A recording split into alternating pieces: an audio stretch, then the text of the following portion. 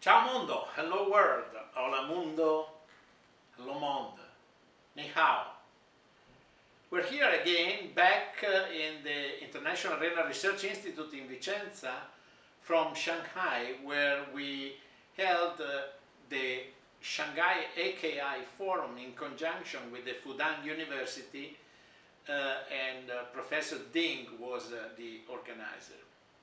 In particular, there was a daily news that asked me a few questions about biomarkers and about my talk at the AKI Forum. And let's see what the questions were and how did I answer to the questions.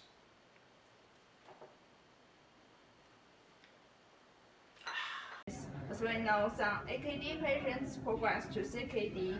Is there any biomarkers that may be predictive for CKD after AKI happened? Okay, so this is a very important question.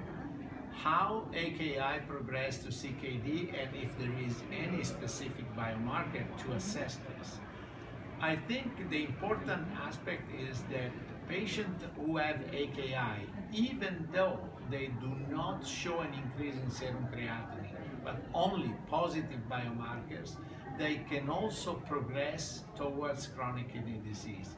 And the way to detect this is to measure renal functional reserve. This is a very important result from a recent study that we performed in Vicenza. So basically, measuring biomarkers during ICU stay or during cardiac surgery is very important to detect any type of injury. Okay, and do you think we can use some small changes in criteria with clinical risk factors to assess the risk of AKI in critically ill adults? Yes, absolutely. We can use even small changes in serum creatinine to detect variation in kidney function and potentially to detect acute kidney injury episodes. But as I mentioned before, even in those patients in which creatinine does not increase, the measurement of biomarkers can actually detect the possibility that they received an acute kidney injury and an insult. And therefore, they should be followed in the medium-long term, not only with the measurement of creatinine, but also with the measurement of renal functional reserve. Okay, thank you. And the last question.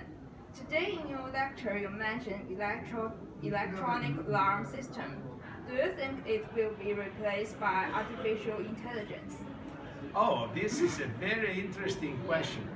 I think nothing will replace the human intelligence, but certainly artificial intelligence through specific algorithms can help the clinician to make the diagnosis of complicated syndrome and especially to identify patients at risk for developing complex syndromes like acute kidney injury.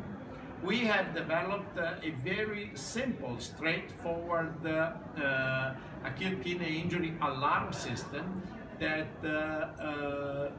basically send a message to the nephrologist in charge and activates what we call the nephrology rapid response team. This includes specific actions in response to biomarkers that are a checklist with all the KDIGO recommendation bundles and include all the action to prevent AKI and to protect the kidney from injury.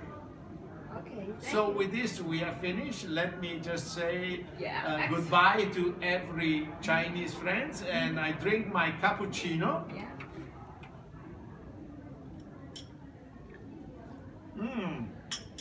Excellent. Okay.